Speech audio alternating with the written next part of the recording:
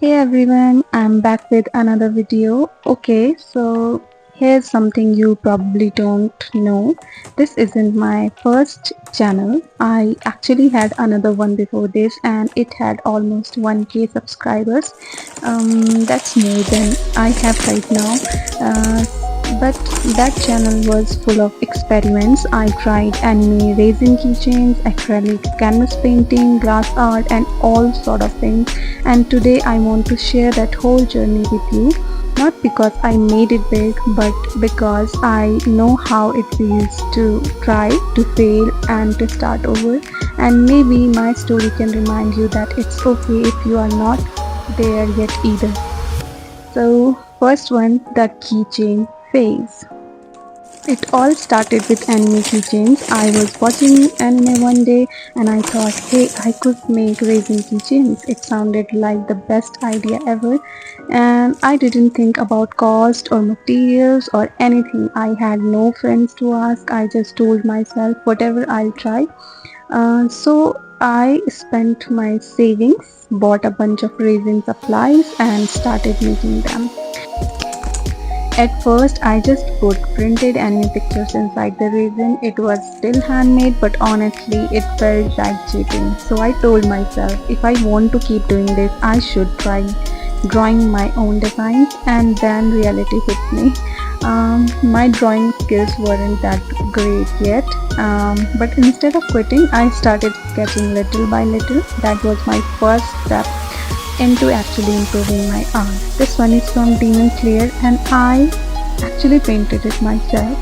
I was so happy because I finally felt like I could draw a little. I have so many keychains that I can't show them all, but here are some of them.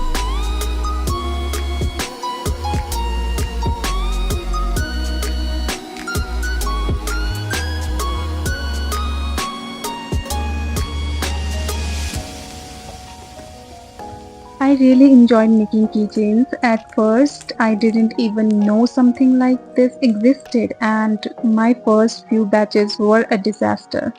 But over time, I learned how to make them perfectly, and I enjoyed the process so much. I actually made all of these for selling, but the truth, I was only investing and not earning a single thing back. I tried DMing people on Instagram hoping for advice or support, um, but no one replied. Probably because I wasn't someone known or popular. That hurt a little, but I kept going. And that's something I want to say here. Sometimes people won't notice you in the beginning. That doesn't mean your art has no value. It just means you are still in the part of your journey where you are building. So the next one is canvas plus glass art phase. I moved into canvas painting and then glass art, and this was a huge growth phase for me. I could actually see myself getting better. My skills were improving so fast and I was so proud of what I was creating. Here are some of my paintings at first. I started on wooden pieces, actually small wooden pieces, and they turned out super cute. I was so happy because going from not knowing how to paint to actually being able to paint in just a few months has been such a different experience. I never thought I could paint.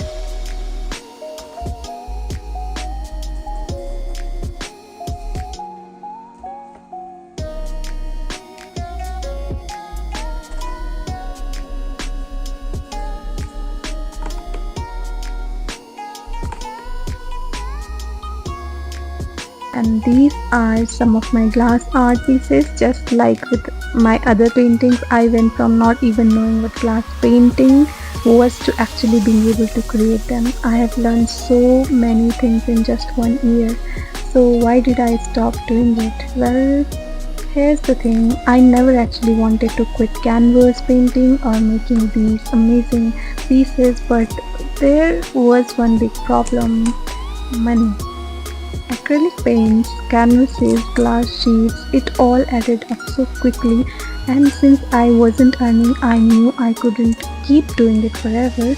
And that was a tough realization because sometimes quitting something isn't about your passion, it's about whether you can sustain it, and that doesn't mean failure.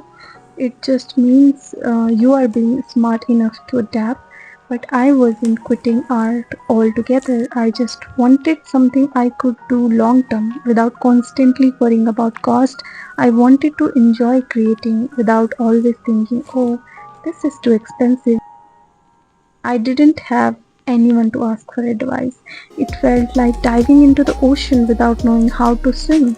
That's when I decided to switch my medium again. So that's how I switched to watercolor.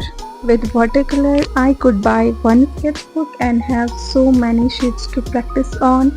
It was affordable and it gave me the freedom to keep creating without stressing about money. And honestly, I fell in love with it. Watercolor gave me exactly what I was looking for, something creative, sustainable, and something I could keep doing for the long run. So, if you look at my journey, it might seem like I failed at everything: keychains, canvases, glass art, but the truth is, none of that was failure. Each step taught me something. The keychains taught me to take risk, the sketches taught me to practice more, and the canvas and glass art taught me patience, confidence, and how to use acrylic colors, and watercolor taught me consistency. So here what I want to tell you. Even if you feel like you are failing right now, you are not. You are learning. Every attempt, every mistake, every quit is still pushing you forward. I'm not here saying this because I have a huge following. I don't. I'm still building. And that's exactly why I wanted to share this, because if you are also in the middle of figuring things out, I want you to know it's normal. Your journey doesn't have to look perfect, it just has to keep going. So, this is how I failed at everything, but also how I learned and grew from it. If you are watching this and you feel stuck or discouraged, I just want you to remember it's not failure, it's part of the process. Keep experimenting, keep learning, and trust that every step is leading you to somewhere. Thanks for watching, and if you enjoyed this little throwback and story, maybe subscribe, because I'm still figuring things out and I would love for you to be part of the journey. Thank you.